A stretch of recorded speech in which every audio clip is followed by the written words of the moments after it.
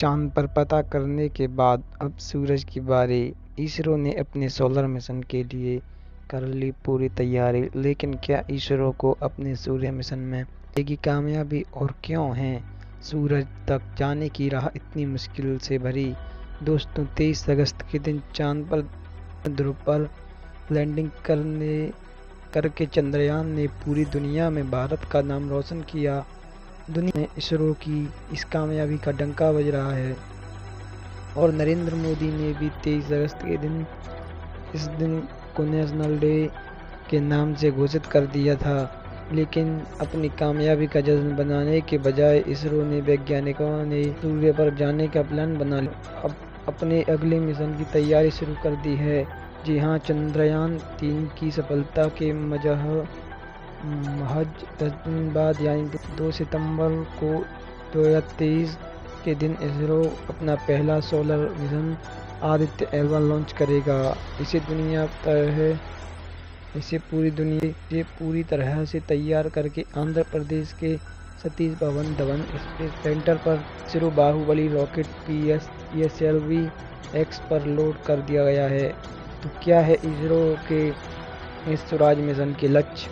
इसके बारे में सुनकर चीन और रूस पाकिस्तान के छक्के छूट गए हैं। और क्यों है हमारे सूरज यान का सफर इतना मुश्किल? जानने के लिए बने रहिए हमारे इस वीडियो। दक्षिण ध्रुव चांद की एक ऐसी भयानक जगह है जहां जाने की कोशिश में पिछले दिनों लूना 25 फेल हो गया था। चीन वहां जाने का सपना देख नहीं पाया, रूस वहां जाने का सपना देख नहीं पाया और चांद पर सबसे ज़्यादा जाने वाली अमेरिका स्पेस एजेंसी नासा तक ने यह कह दिया था कि मून के साथ पल पर जाना नामुमकिन है। लेकिन 30 अगस्त के दिन उसे खौफनाक जगह पर सीना तान लैंडिंग की। भारत के विक्रम लैंडर ने इतिहास रच दिया और वह कर दिखाया जो दुनिया से न हो पाया। इसरो आज तक की सबसे बड़े मिशन आदित्य L1 की इसे 2 सितंबर के दिन हमारे सूर्य देव की स्टडी के लिए भेज दिया जाएगा। अपने इस मिशन की अनाउंसमेंट करके इसरो ने अपने दुश्मनों के जली पर नमक छिड़क दिया है और अब से इसरो ने ट्वीट करके यह खबर दी है। जब से दुनिया भर की स्पेस एजेंसियों में सन्नाटा छाया हुआ था, क्योंकि अपनी पिछले मिशन चंद्रयान 3 से इसरो ने दुनिया भर की 80% स्पेस एजेंसियों को पीछे छोड़ दिया है और वैज्ञानिकों का और इसरो स्पेस सुपर पावर बन जाएगा। तो क्यों और कैसे होगा आदित्य एडमिशन? आइए जानते हैं दोस्तों। सौरमंडल के जन्मदाता सूर्य एक आज आग का गोला ही नहीं, बल्कि सूर्य की वजह से ही आज सोलर सिस्टम के सभी ग्रहों और उपग्रहों का उल्का पिंडों का अस्तित्व है।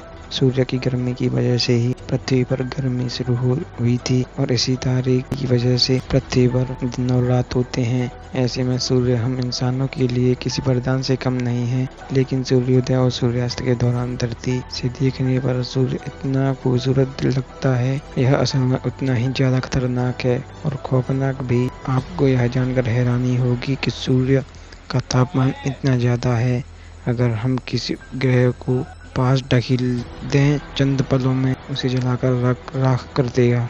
ऐसे में अगर हमें कभी पृथ्वी छोड़कर सौरमंडल के चक्कर लगाते हुए दूसरे ग्रह पर जाना है तो सूर्य के बारे में हर एक छोटी चीज पता होना अपने लिए बहुत जरूरी है। जितना खाने में नमक उतना ही जरूरी है इस बात का पता होना। 2008 में इसरो ने भी अपने सोलर मिशन आदित्य L1 की अनाउंसमेंट की थी। उस वक्त स्पेसक्राफ्ट की स्पेशल लाइन ग्राफ के एक पेलोड को लगाया गया था और धरती की ऑर्बिट पर भेजा जाना था। लेकिन तब भारत के रिसर्च इंस्टीट्यूट और यूरोप एजेंसी भी इसरो के साथ जुड़ी और इसमें कई बदलाव करते हुए 7 पेलोड उपकरण लगाने का प्लान बनाया गया। वहीं पर पृथ्वी से 15 लाख किलोमीटर दूर मौजूद लैग्रेंज पॉइंट 1 की हेलो ऑर्बिट में बजने का निर्णय लिया गया। इन्हीं कारणों की वजह से आदित्य L1 को तैयार करने में